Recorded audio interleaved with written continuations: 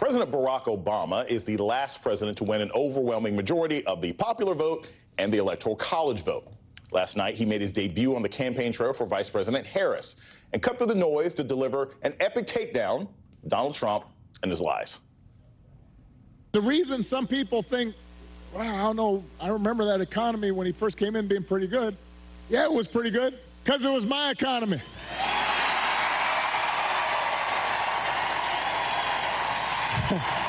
We had 75 straight months of job growth that I handed over to him. It wasn't something he did. I had spent 8 years cleaning up the mess that the Republicans had left me the last time. Barack Obama also hit Trump on his taxes disguised as tariffs, his Fidel Castro-style rallies, and diapers. And then he closed with this message for all men, because, let's be honest, hypermasculinity has become a central part of the toxic Trump campaign. I'm sorry, gentlemen. I've noticed this especially with some men who seem to think Trump's behavior, the bullying and the putting people down, is a sign of strength. And I am here to tell you that is not what real strength is. It never has been. Real strength is about helping people who need it and standing up for those who can't always stand up for themselves. That is what we should want for our daughters and for our sons, and that is what I want to see in a president of the United States of America. It's a similar message that he delivered to campaign staffers earlier in the day when he addressed men who aren't feeling the idea of having a woman president, with a particular message to some of the brothers. Women in our lives have been getting our backs this entire time. So now you're thinking about sitting out or even supporting somebody who has a history of denigrating you because you think that's a sign of strength, because that's what being a man is. And y'all know some of those brothers. That's true in the African American community, it's true in the Latino community, it's true in the white community. But I'm talking to y'all right now in this part of Pittsburgh. President Obama will continue to bring his message to the voters in Tucson and Las Vegas next week. I'm joined now by Don Calloway, Democratic strategist, host of the Caucus Room podcast, and founder of the National Voter Protection Action Fund, and political strategist Marcus Farrell. So, Marcus, we'll start with you because you're not here in our nice air-conditioned studio. My phone was blowing up yesterday after President Obama spoke. Many African-American men were texting me with frustration and annoyance about one aspect of what President Obama said. What are some of the things that you're hearing black men say after Obama again specifically chastised black men in regards to turnout and support of Kamala Harris heading into this year's election? I'm hearing two things. The first thing that I'm hearing is that, there is some sense of right to what the president was saying, but for the most part, I'm hearing that this is not necessarily true. And I know for an experience that black men, they vote at 85% plus for Democratic candidates. Stacey Abrams, Hillary Clinton, John Ossoff, Raphael Warnock, and Barack Obama, right? They have supported Obama at a high level. So it almost feels like a level of chastisement. You don't need to talk to black men. You need to talk to the white women and white men who are still supporting Trump.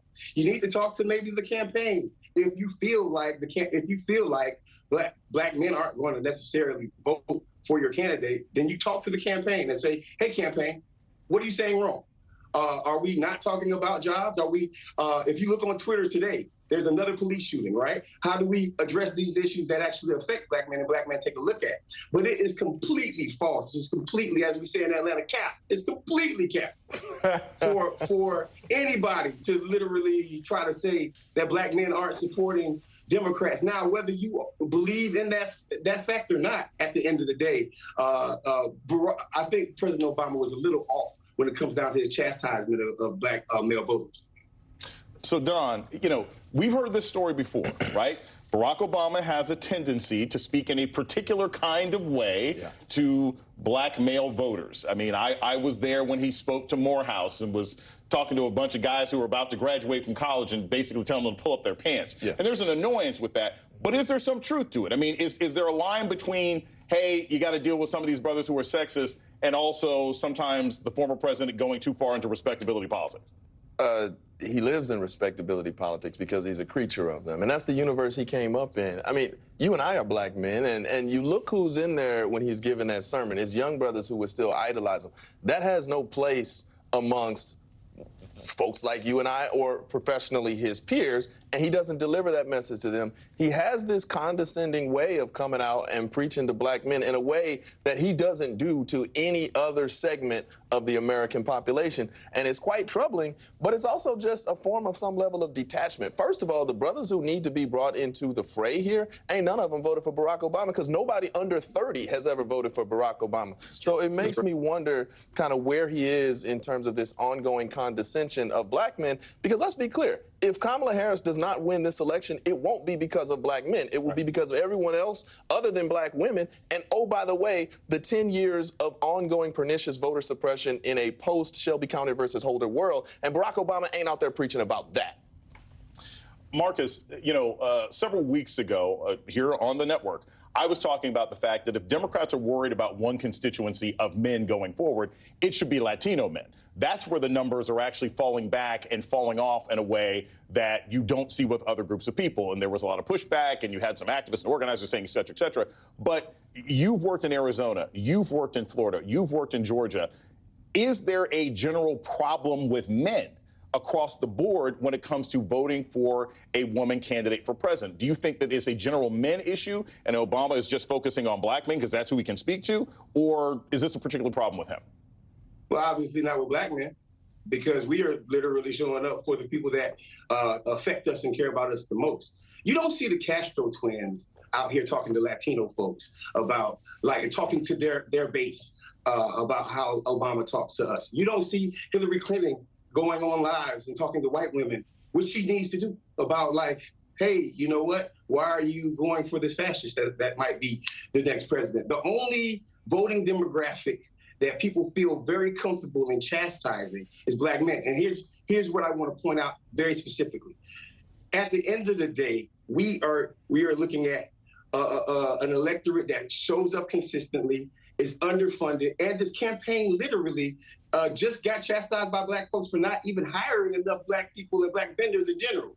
It kind of looks like you guys are don't have the professionals at the top to give former President Obama some talking points no, these brothers are out here. And the reason, that comes down to, hey, who do you hire on the campaign? And I'm not knocking the brothers and sisters that are on the campaign, but vendors, conversations with community members. And I will give the campaign some props. They have done a lot of good work recently, but we need to be centered not just in October, right?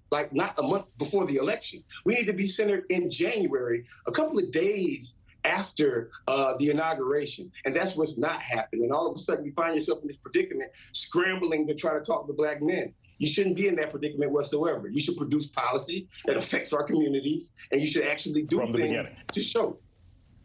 Don Calloway and Marcus Farrell. I have a feeling we could continue this for the rest of the show, but we can't. We're up on a break. Thank you guys so much.